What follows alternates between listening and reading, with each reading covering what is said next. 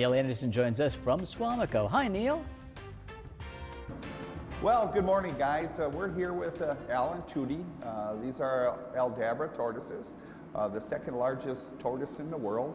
As you can see, they're kind of going through their morning routines. They have routines, and that's something that is important, as we talked before, with animals and having routines and making sure that if they go off a routine, you know, that there might be maybe something wrong with them, and it's a good opportunity for us to kind of gauge their health as well. Now, normally they sleep up here, but one of the things I wanted to talk about, which is really unique, is the shell on these guys. You know, with turtles and tortoises, what's interesting is with their shell, what you have is you have the carapace on the top, and you have the plastron, which is below. Now, those are fused. Now, underneath, what you see out here is what we call scutes. And the scutes are overlaid underneath. There's bony plates in a different pattern. So they have about 59 to 61, depending on the tortoise or turtle, bony plates underneath.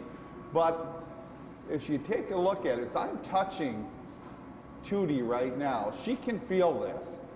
So a lot of people think that even with, you know, from a turtle or a tortoise, that their skin is, although it's hard, you know, it's very similar to our fingernails. If you were to go ahead and touch our fingernails, that you'd be able to go ahead and feel that. So they do have a lot of nerve endings underneath here as well. What's interesting is, you know, a turtle or a tortoise, they can't climb out of their shell.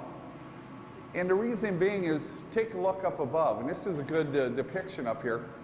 You can take a look at, this is, you know, their spinal column. And you see the spinal column is fused to the shell, and what all these plates would go ahead and fuse to the ribs in the spinal column. So what that does for them is they're actually kind of wearing their rib cage as their shell.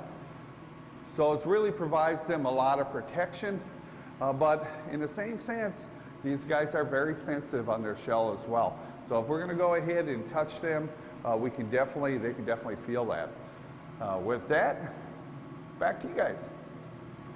Thanks, Neil.